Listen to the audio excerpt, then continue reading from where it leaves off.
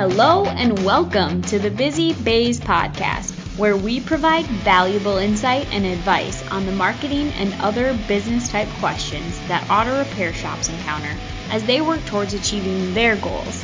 Now here's our hosts, Martin Morgan and Becca Hackley. This is the Busy Bays podcast, a podcast that's all about being the ultimate marketing and business resource for auto repair shop owners. We have an exciting episode planned for you today. Not only will our listeners be able to hang out with Martin and myself, but we also have the founder of Find a Wrench, Jay Goninen, with us.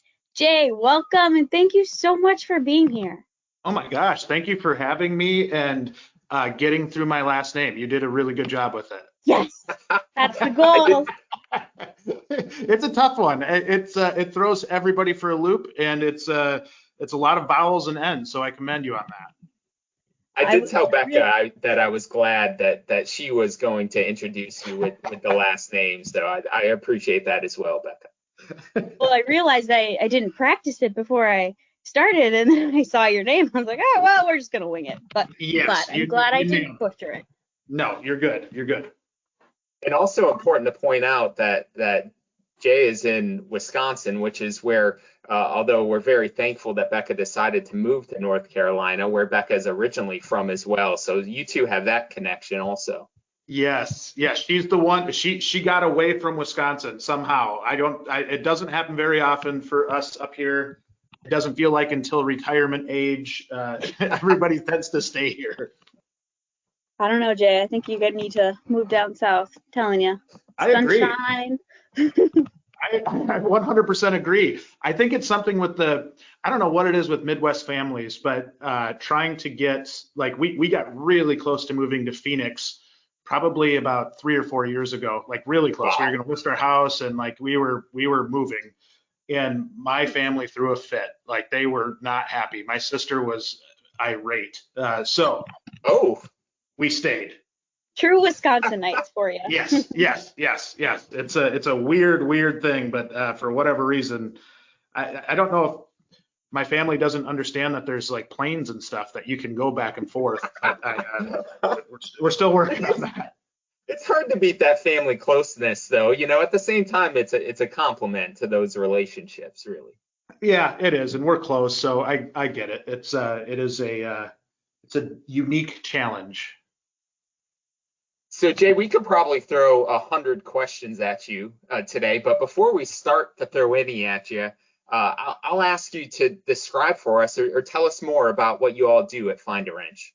Yeah, so I think I'll start by kind of talking about the two separate companies, right? So we have Find a Wrench and Wrenchway, and they're really two completely different animals, but really trying to get to the same thing, right? And so on the Find a Wrench side, it really is a recruiting type of company, but really we're doing more of the getting the job out there and getting people to notice your job. So we cast a wide net by posting jobs kind of all over the place. So whether that's the Indeeds or the ZipRecruiters, wherever, we handle all of that work. We do have our own internal database that we do marketing to try and make them aware of job openings in their area. And then we're very, very strong with social media and Facebook in particular. We're, I think, a part of over 600 Facebook groups, and we're actually the administrators of a lot of them. So in that case, on the Find a Wrench side, really what we're trying to do is get visibility to your job. And we do that by casting a wide net and do all of the work that normally goes into a busy shop owner's life of trying to get people. So the Find a Wrench side is very much that way. The Wrenchway side is a platform that we launched about a year ago, and it really is kind of what Zillow is to real estate to technicians, right? So technicians are able to go look at shops' profiles and really kind of do due diligence on a shop. They can see photos of the shop, what it looks like, what kind of equipment they have. We have an under the hood section that answers all kinds of questions from compensation to benefits, and not only like just that we offer benefits, but what kind of health insurance you offer, how many vacation days you get, and how you can earn more.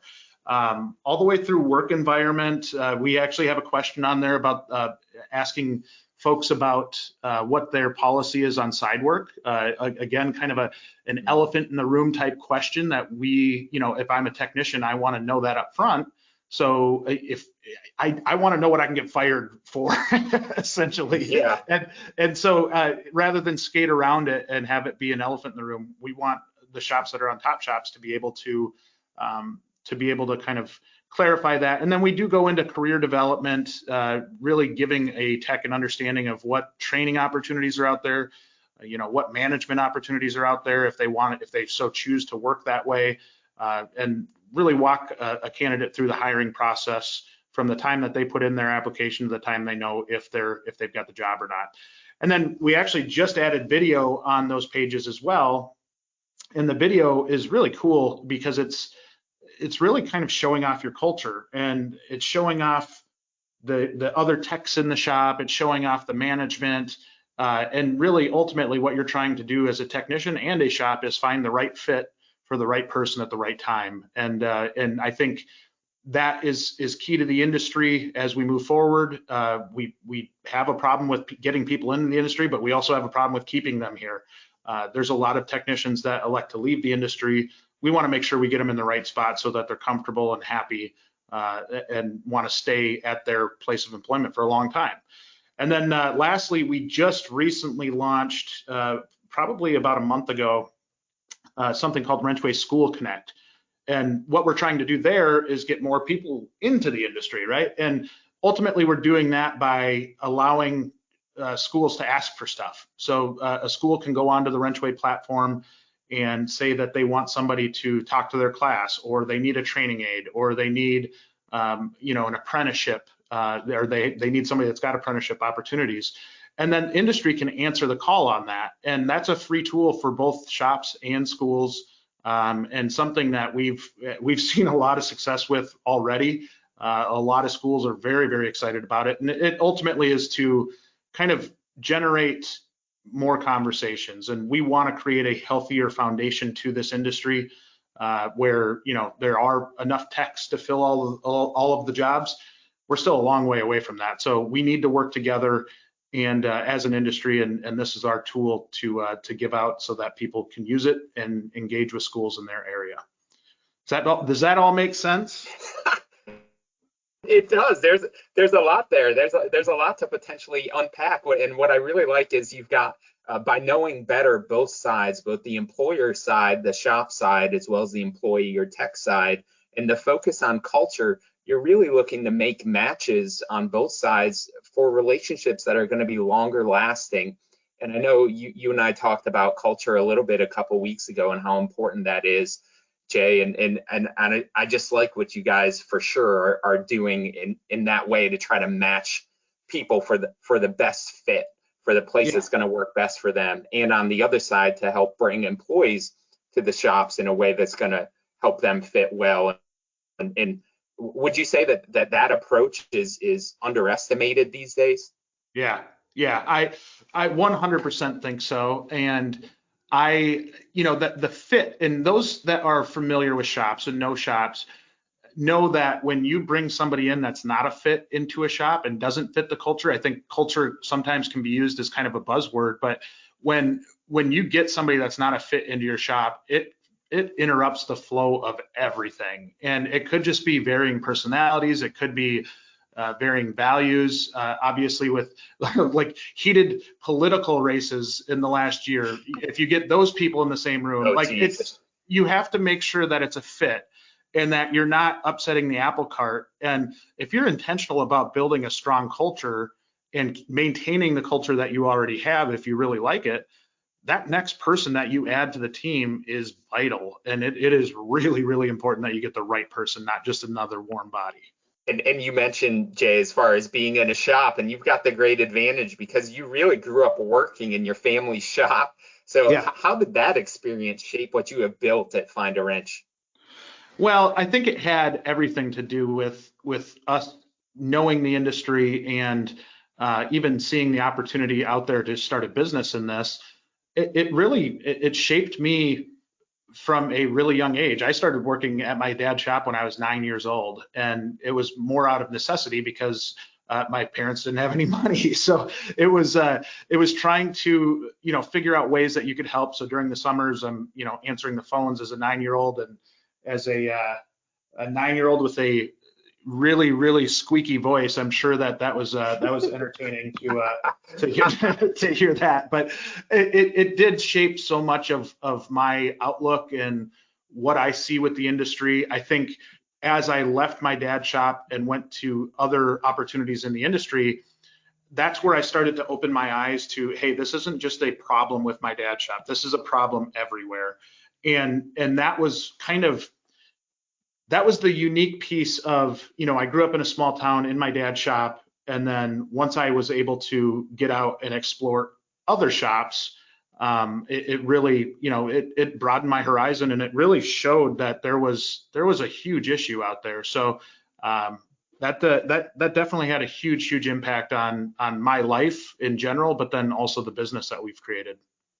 You really lived and breathed just being a 9-year-old in your dad's shop and experiencing living every day, answering the phones like you said, but then also working alongside and seeing other shops in towns and other local areas. So when it comes to actually recruiting and hiring and employing the technicians, what's so different today versus 20 years ago? Yeah, that's a great question. And I think it starts with the core understanding that there's just far fewer technicians out there, right? I think shop owners 20 years ago could put an ad in the paper and have 10 resumes sitting on their desk the next day of people that wanted to work there. And that shifted so much in the last decade in terms of the amount of people that are out there, right? And so there's just simply not as many people, and that's really changed the industry and the demand for technicians. And I think a lot of shops see the pain in that right now, right? Like they're seeing the pain in that what was once easy, and not even easy, because let me go back a second to kind of my upbringing. One of the funny parts about Find a Wrench was the reason we named it Find a Wrench is because my dad said when I was a kid, I can't find a darn wrench anywhere. And that's what he was talking about. He's trying to find a tech. And so he couldn't find them, but it's gotten drastically harder since then. And so when you look at simple economics and you really phrase it kind of in that, or look at it in that fashion, there's just not enough supply to meet the demand right now. And not only not enough supply, but not even anywhere in the ballpark of enough supply to meet the demand. So that's created just a completely different kind of environment for a shop looking for a tech. And it really has shifted the leverage from the shop to the technician, where, 20 years ago, that technician might have been really, really happy and feel lucky to have that job. Whereas now, if we're being realistic and being honest and candid, they can go anywhere and work. The options are unlimited for them. And I think that's where, just trying to get a paradigm shift amongst shops in general to look at this a little differently is a unique challenge, but something that I think we're working on. We're trying to educate shops on that piece, and just knowing that, hey, you know what? It's not like it was 20 years ago where you put an ad in the paper and have a bunch of applicants the next day. It takes work. And that shift, Jay, you and I talked about that a couple of weeks ago as well. And I love that you said about it, because it's true, is that repair shop owners should really focus on talking about what makes them unique as an employer when they're recruiting. Yet that's a point where we see a lot of repair shops struggling. Explain a little bit why that's so important. You already have to some extent, but further on why that's so important these days.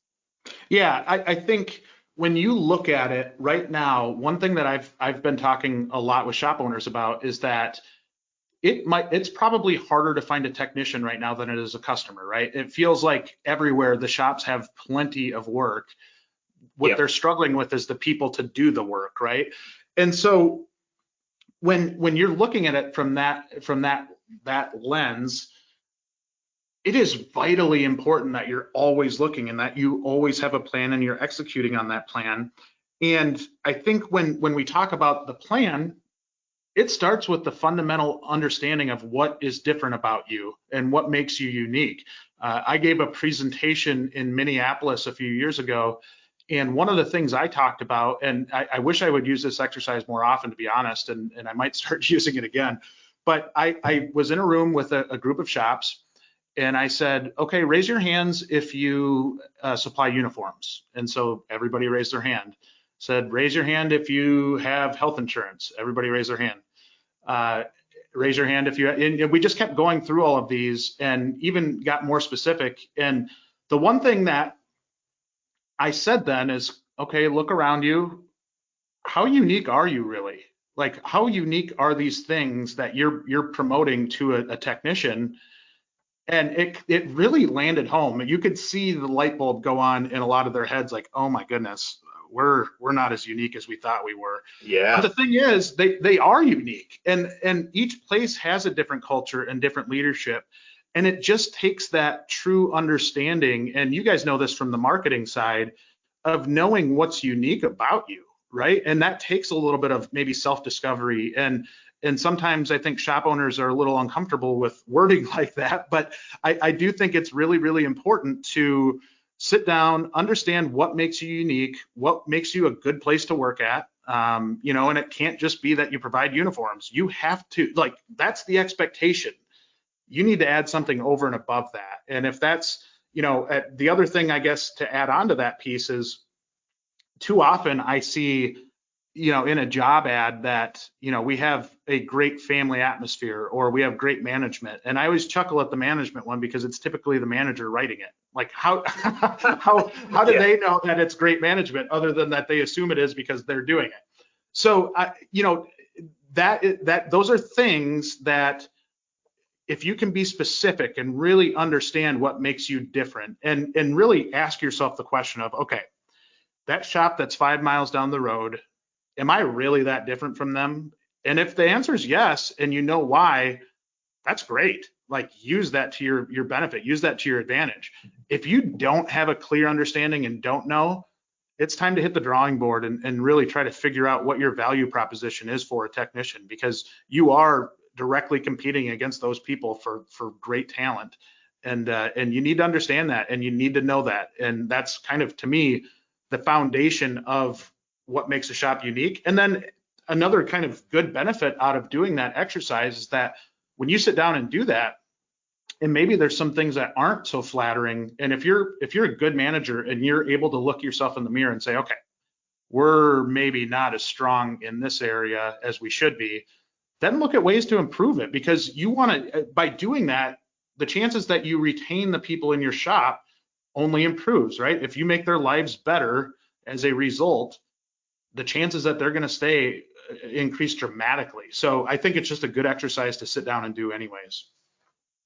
You also mentioned that, I mean, technicians, like, they can get hired, you can get a job anywhere. So the whole culture and differentiation of just really pulling the uniqueness out, I mean, well, to me it's obvious, I guess, but when I'm actually the one applying for the jobs, like, what is going to stand out to me? So everything you said was just like, I'm not even a tech or a shop owner, and it's like ding ding ding ding ding. Martin and I have talked to a shop owner where they have like gas cards or something, Yeah. where they pay for cell phone bills of their techs and all that, and I think that's so cool. Like, that's like a huge weight lifted off your shoulder each month just because your shop pays for it. That's huge. Yeah. And like my dad does that at his shop, and I think it's hugely progressive for kind of an old school guy, but he does most of his techs that work at his shop drive from at least 45 minutes away. And so providing, they're in a small town, so you kind of have to pull from other areas. And so he gives them all a gas card. He pays for their gas to get to and from work every week.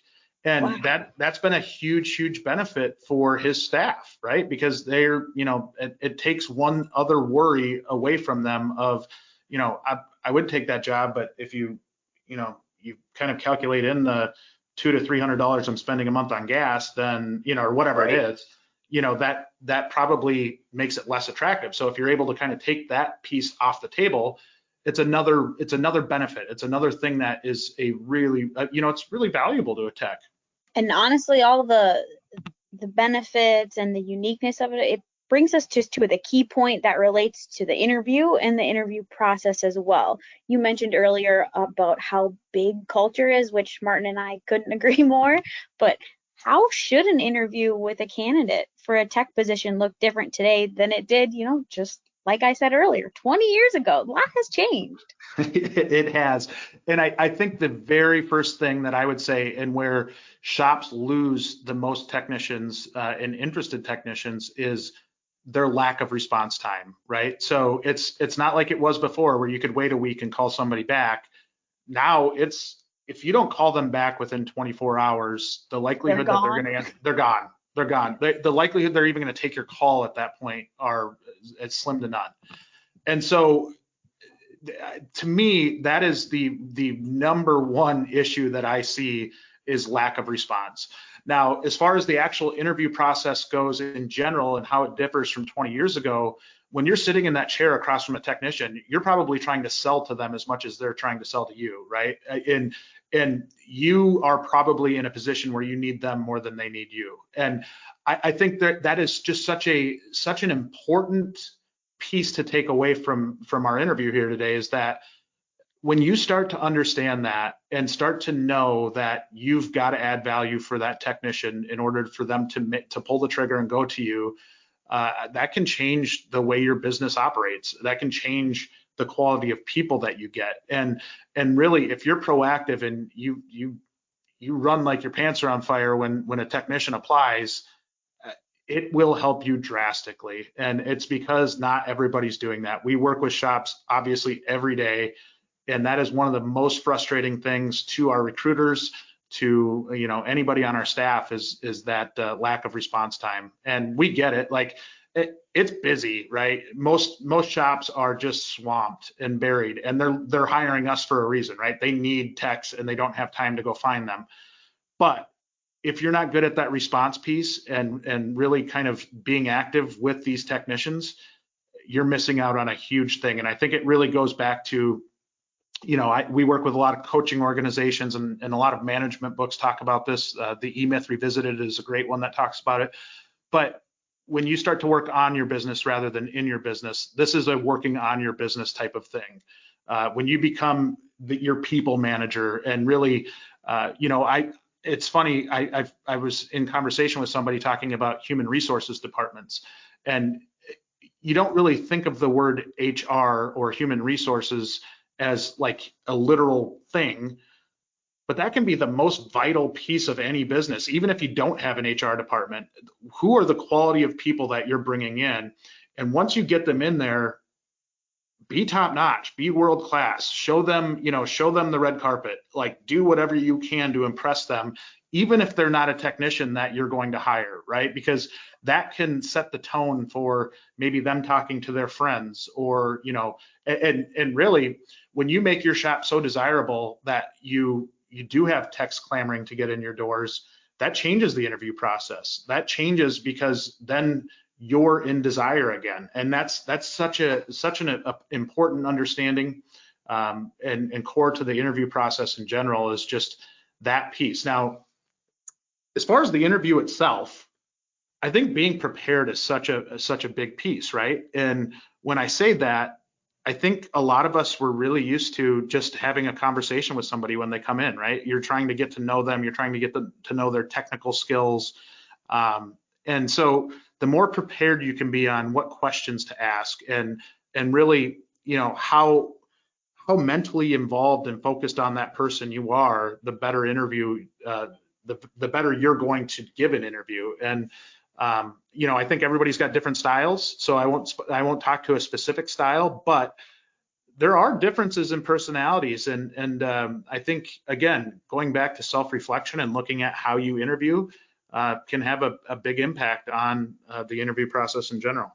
Jay, there's just so many good tips that you're sharing with the audience here. So I encourage you all who are listening, please take Jay's words to heart, and the tips that he's giving you as far as how to approach the thought of hiring somebody and culture and recruiting and all that. Just really, really good stuff. And we're going to ask you for a few more. So one of those here would be, so for an auto repair shop owner who has an opening for a tech today, and probably we would all agree it's almost too late to be doing a whole lot. But yet, we all find ourselves in those situations, right? So for that shop owner who has an opening today, what is the best way for them to connect with quality candidates? So a couple of things here, right? And there's a lot of shops that are in this position, and I think we'll dive into the piece of kind of the plan and making sure that you're executing on the plan. The one thing I'll say here is you want to be intentional about your process, right? And so when I say that, you can't just put an ad on Indeed and hope that somebody answers it, right? Like it does take time, and maybe that's going and building relationships, and some of that is more of a long-term strategy than I need a person now. But I think you do need to manage your expectations when you are looking for a technician, right? I think it's really, really hard, right? When you've got customers coming in and you're saying, hey, we're 2 weeks out before we can touch your car, that's just lost revenue over and over and over again. And it really is frustrating and demoralizing for an owner or a manager, right? Like that's not a fun thing to tell people, that you can't do what they want to pay you money to do. So I think that the one piece that is really important is that you get grounded, right? You get where you're not thinking in an emotional state. And the reason I say that is that can lead to a lot of poor hires. Is if you're just hiring because customers are yelling at you, you're going to hire somebody and they might not be a great fit. Like we talked about at the top of the podcast, we're wanting to find fit, right? We want to find the right person for the right job. And if you're just frustrated because you can't find somebody and you make a bad hire, that can, it's almost like one step forward and 10 steps backward, right? Like you're doing the wrong thing. Now, I think it takes a lot of effort. It takes a lot of, it takes help sometimes, right? Obviously, we have a service that does that. There's other services that do that as well. I think it's just so important to kind of stay positive, get a plan. Where are we going to post these jobs at? How, who are we going to reach out to? Am I talking to the local tech schools? Am I talking to the local high schools? Who am I talking to? And really kind of cast that wide net, like I talked about, as far as like what we do on the Find a Wrench side. The more you can do that, the more chances you're going to have at somebody. And it's still not going to be easy, and it's still probably going to take a little bit of time, but you need to know that up front. And you need to be able to put together a plan to run shorthanded for a little bit and be able to kind of start actively recruiting. Does that make sense? Absolutely. Oh, yeah. And we know that shops are swamped, like you said, and it's more so in the interview process. They're looking to impress the interviewee rather than the interviewee almost impressing the shop. But I get that there are some shops who may be in good shape and they feel okay with where they're at. But there's always the repair shop owner that we talk to, even who, they don't currently have an opening for a technician, but they're going to anticipate that pickup, summer months coming in the next 6 to 12 months. What should they be doing in this moment for hiring, just looking forward at the future? So this is something that I think is so critically important that not a lot of people do. And that's when you start the plan. That's when you start recruiting. When you have a good foundation in your shop already and you feel comfortable with it, that's where most people stop, right? And that's, I hate to say it, it's just wrong. Like when you do that, the likelihood, and I think we get really comfortable in the old style of thinking that people are going to stay with us for 30 years and we're just, we're content with the group that we've got. Obviously, things have changed a little bit. I think the average stay for a millennial at an employer is around 4 years. And I would venture to guess that's far less for a millennial technician, right? Like, especially with people throwing money at them and really just all of the opportunities that are out there. So coming to the realization that, I need to be looking even when I don't have an opening is a really challenging thing. Again, you're still busy. Even if you're full staffed, you might even be busier because you're trying to navigate schedules and navigate work and all of that. But, and I learned this lesson the hard way myself, right? I had a technician, I was managing a shop, a group of shops, but this particular shop was a long time struggle to find technicians for. We finally got them in the right place to where they had enough techs and good techs, just a really good diverse skill set in the shop of, they complemented each other really well.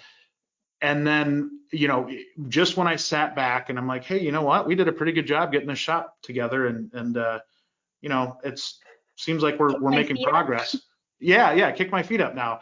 One of them got in a car accident. And it was, they were down. I mean, extensive surgery, and I think they were out of work for, like 6 months.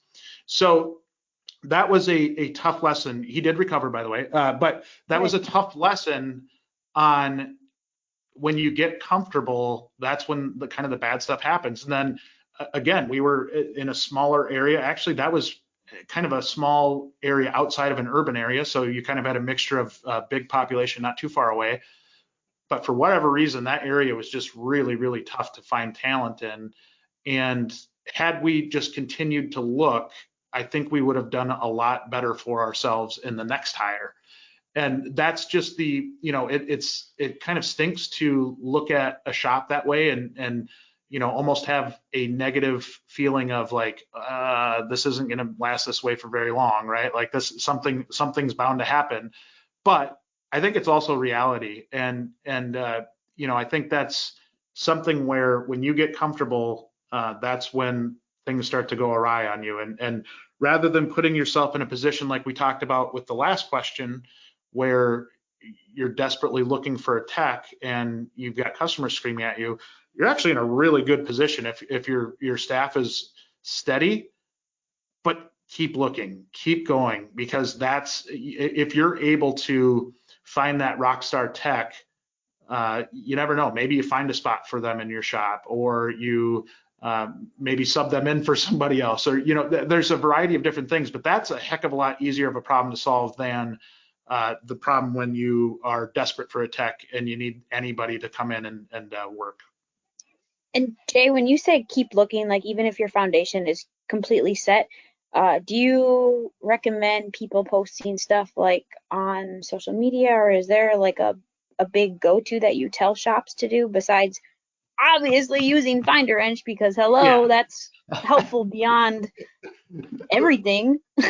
I have literally told shop owners before that have called me and and called us that they want to hire us. And I said, before you hire us, I looked at your website and you have nothing that suggests that you're looking for a tech. Why not? Like, go to your website and put something out there, because most likely that's the first stop somebody's going to look at. And if you have a way, you have something, and granted, most websites are customer focused, as they should be. You're trying to get more sales in the door. You're trying to get more customers and sell more labor. But it's not hard to put a hiring tab out there or work with your web developer, like you guys, to be able to make an ad that says, hey, you know what? We're always busy. We always are looking for rock stars. Like, put that message out there. And I think you'll be surprised at some of the people that come in. Again, that's part of a long-term strategy, but that is something that drives me crazy, is when people they call us and they hire us, but we're like, just put it on your website first, like try that, and then we can kind of go from there. Geez. Yes. And that's like an easy fix too. And then I'll let you go, Martin. Sorry. No, I was going to say the same thing. You would hope that they do as much as they can from that standpoint. And I do have to say, Jay, I am a huge fan of the always be recruiting approach. That's really, as managers, as owners, that's a responsibility that you've got to be ready to fill that hole when it happens. It's not necessarily a cynical approach. It's just a realistic approach. Things don't last as long as they used to, like you mentioned, as far as the tenure that employees have with employers. Now that's definitely important. You've covered a lot of good ground here. Is there a common mistake that you find shops making when it comes to recruiting or hiring that you haven't yet covered? And there may be a bunch, but what would you say is the most likely or the most common one that you come across? I think the most common mistake, and we kind of touched on it, but I can't stress this enough, is when you get comfortable and stop. Because that puts you in a world of hurt at some point. And really, when we talked about Wrenchway and the need to find the right fit for the right person at the right time, that's the key right there, right? Like if you keep looking and you keep trying to find pieces, and you're really, when you kind of turn yourself into almost a recruiter yourself, or really just almost like a talent evaluator, right? I'm a big sports fan, and you look at like a college team and how much recruiting goes into it, and how the best programs have the best recruiting. And it's no secret that, if you're Clemson or Alabama or whoever, that you're probably going to have a shot at the national championship because you've got the best players with the best coaching. So if you feel like you're the best coach and you need some better players, then you need to hit the recruiting trail. And that probably needs to be a core foundational piece of your business. And I cannot stress that enough. I think the biggest mistake people make is they get comfortable and they stop. And if for those shop owners or managers listening out there, that is, if you take nothing else away from this conversation, it is that.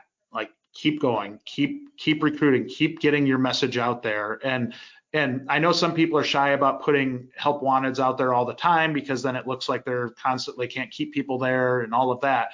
But that's where the wording is important too. Make sure that you have it, kind of phrased that we're just a busy shop. We're always going to be busy. We're confident in that, and we want to bring more people on and keep adding to our really team of superstars, and you can be a part of that. And I think the more you can get that sales message across, again, with the foundational understanding of what makes you unique, you can make your life a lot easier for the long haul.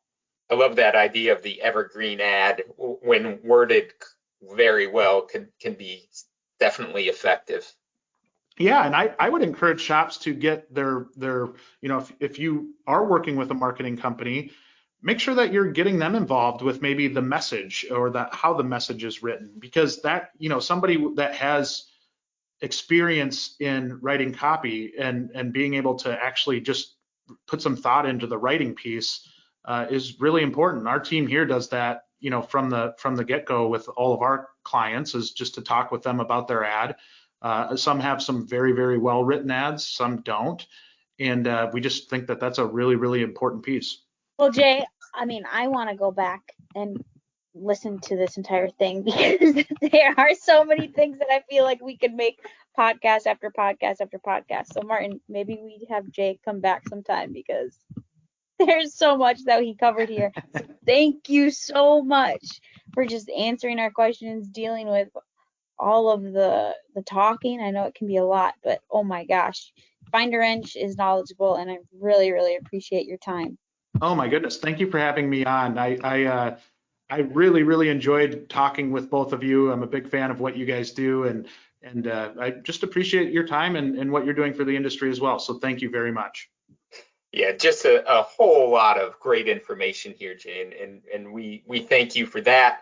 We thank you all for listening. We appreciate you. We appreciate you as listeners. We encourage you, if you are not currently subscribed to the Busy Base podcast, please go ahead and do that. You can subscribe wherever you listen to podcasts, and we will work to continue to bring you great information like we were able to today. And much thanks to Jay for helping us with that. Thank you for listening to the Busy Base podcast. If you want more information about this, please visit myrsw.com and go to our resource center. We plan on hosting a podcast each month, so subscribe so you don't miss out. Also, I just have one last favor to ask of you. It would mean a lot to us if you would share this with your friends or another shop, Our goal is to help auto repair shops succeed, so you can help us achieve this goal by just telling someone else about the show. Thanks again. Have a great day.